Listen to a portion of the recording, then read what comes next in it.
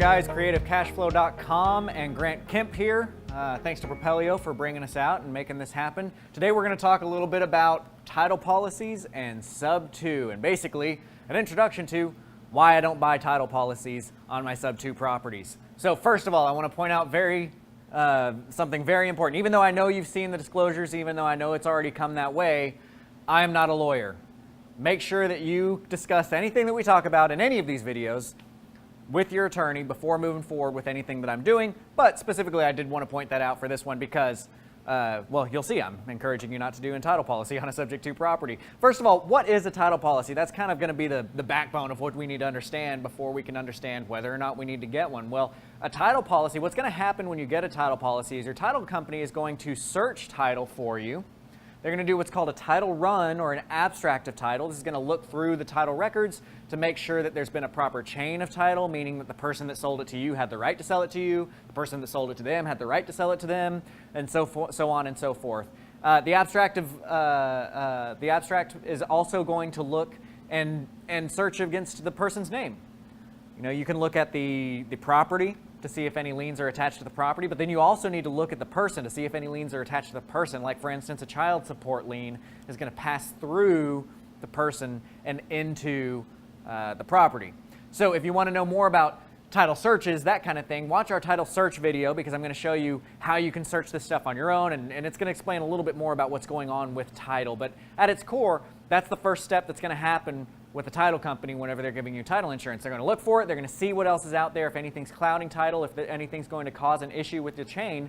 And then, once they find that, they're going to insure the work that they have done. They're going to insure, they're going to say, hey, we looked, you have clear title, and if we happen to miss anything, and in the future a lien pops up, well, we're just going to pay it off for you. That's your insurance.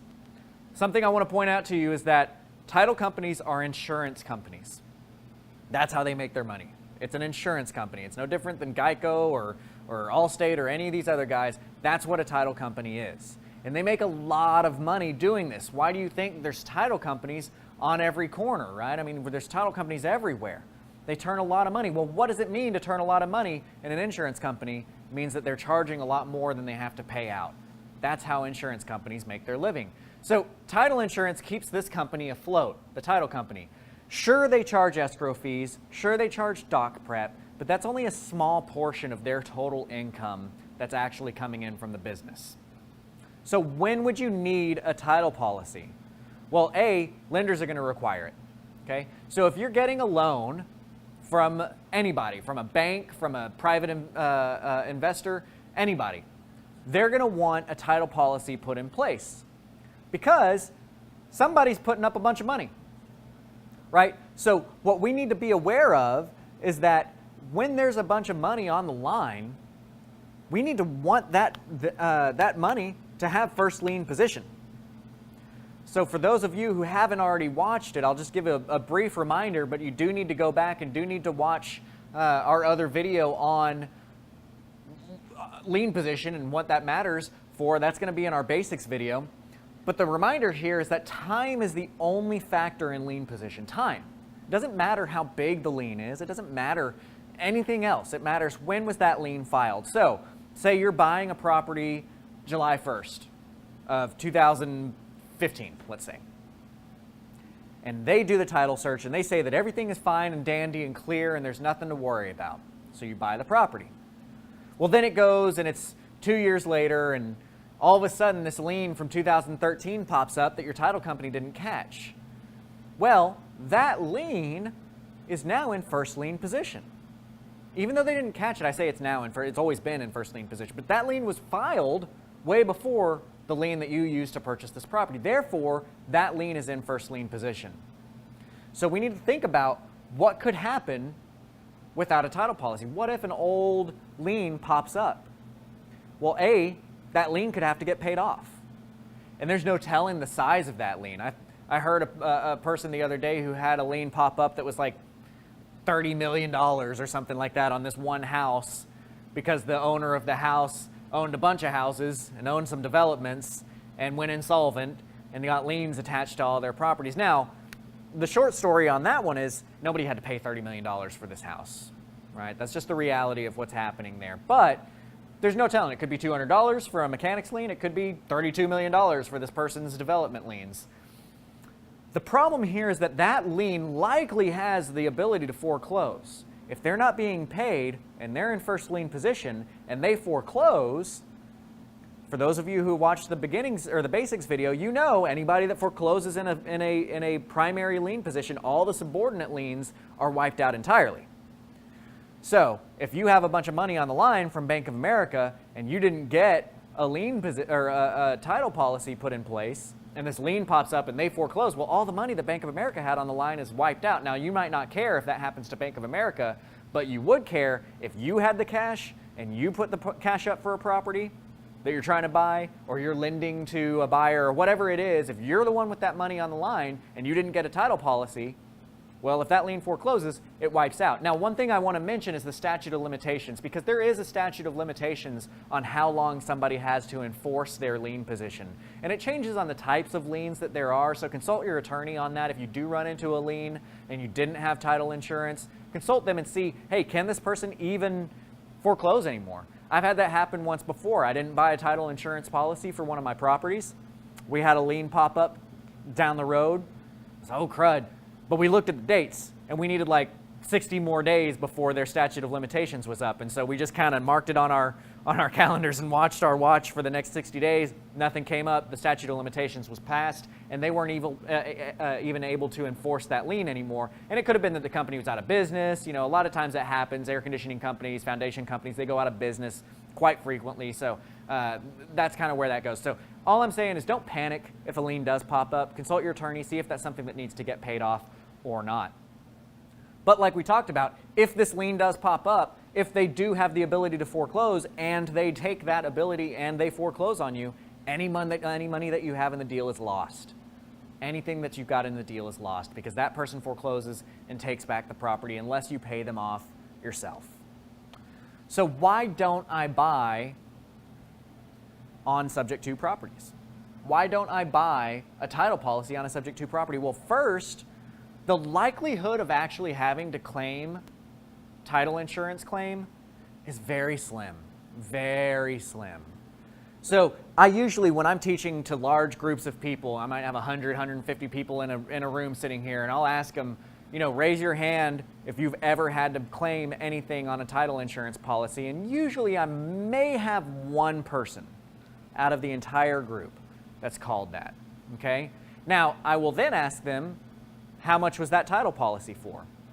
Most of the time the answer, the title claim for, most of the time the answer is $200, $500, $1,000, something very small, something very minimal. Well, something I want to point out is that title insurance policies are you know, $1,000 or so. I mean, it's going to change, obviously. The title insurance policy changes depending on how expensive the house itself is. So that's something to consider. But here's the thing. If you're buying a house subject to, let's look at what your cash basis looks like. Your cash basis is typically very small. Watch our subject to video so that you can figure out a little bit more about what I mean by that. Also watch the whetstone training video because you're going to see a little bit of how your cash basis at closing may differ from what cash you're actually putting up right at the beginning of the deal. But it's typically very small. I'm usually not into a house with more than, you know, $3,000, $4,000, $5,000 on a subject to deal. I may be leveraging through investor money or something like that. But here's the point. We're already understanding that we're in second lien position when we're doing a subject to deal, right? Because we already understand that there's a first lien out there. We understand that Bank of America or Wells Fargo or one of these other big banks, they have a loan on this house that was filed before we bought the house. That is subject to. That's how that works. So I already get that I'm in this risky position in the first place. So yes, the risk is a little bit more if you're looking at this new lien position that pops up there. But again, when you're closing subject to, you're going to close through a title company, through an attorney's office. They're going to run the title run. They're going to do the abstract of title for you. So you're going to still get that same search that the title companies are doing. You're just not going to pay for the insurance. And so if you're paying $1,000 for insurance on this deal that you only have $3,000 into it, that's 30% of your cash basis that you're putting in there. You're putting in $1,000 to protect $3,000. And that doesn't really make a lot of sense, right? However, if you've got a lot of money in the deal, that's when it makes sense. If you're going to put $1,000 in to protect 100, that makes a little bit more sense. So just a reiteration here. If you're uncomfortable with not getting title insurance, get title insurance, right? This is partially why I'm being so soft-shelled whenever I'm walking around on this, is because I don't want to be here and have somebody out there watching say, you know what, I didn't get title insurance because Grant told me not to get title insurance, and this claim came back for $20,000, and I'm mad, because that can happen. Yes, title insurance claims can be $15,000, $20,000, $30,000. The safest route that you're going to take is to buy title insurance. Hands down, that's the safest route. But again, my question being, how much are you willing to protect how much of your investment, right? Are you paying $1,000 to protect 3? Or are you paying $1,000 to protect 100? One thing I want to point out is that you can't actually get a title policy on a government-backed loan. So like if you're doing an FHA subject to, or you're doing a VA subject to, a title company is not going to be able to put a title policy on top of that for whatever reason. And I'm not really sure the reasoning there, but if it's a conventional loan of any sort, yeah, you can get a title policy on that. Just be aware, FHA, VA loans, they're not going to, your title company can't put a title insurance policy on top of that loan that's already existing there. Because remember, what we're talking about here is you're buying a house subject to, so you've got a loan in there. If you're asking a title policy to put, a title company to put a title policy on there, you're asking them to insure, saying, okay, I understand the only lien that's out there is this one, and we're ensuring that nothing else is out there. For whatever reason, the government-backed loans don't allow you to put that title policy on top of that loan, because there's also a title policy on that loan that's insuring from that point backward. If you're buying a house with cash, get a title policy. I can't stress this enough. If you're actually putting big money into it, it's worth the $1,000 that you're going to have to pay for title policy, or $2,000 or whatever. Just as a quick tip, title policies are regulated by the state, at least here in Texas. So it doesn't matter which title company you go to, it's going to be regulated. The title insurance cost is actually done by the Texas Title Insurance Board. So they're able to, or they define who is charging what. So title companies will charge different escrow fees and different doc prep fees, but the insurance cost is going to be the same across the board for us. So those are just the kind of cleanup issues. And again, I just want to stress, consult your attorney, but for myself, when I'm doing a subject to property, I'm not buying any title insurance on it. So far, that hasn't come back to bite me. I'm also calling on the experience of my business partner, Scott Horn, who's done tons of these deals over the last 30 years, owns a title company, owns the law firm. He also says, look, no reason to get a title policy on subject to deals, right? So take it for what you will, but save yourself that money. If your buyer on a wraparound mortgage wants to get a title insurance policy, allow them to, right? Work them through that. It's just going to be something that they have to pay for. Don't pay for that. That's going to be, if they want a title policy, have them pay for it, right? So again, keep watching all these video series. Make sure that as we're referencing other videos that you're going out and you're watching those, because in order to really fully understand what I'm teaching here, you're going to have some basics under your belt, and that's done by watching the whole series, and especially whenever a reference is coming across for another video. So again, like always, find us on Facebook, find us on YouTube, propelio.com, creativecashflow.com, like us, share, all that kind of fun stuff. Keep watching these videos and keep on learning.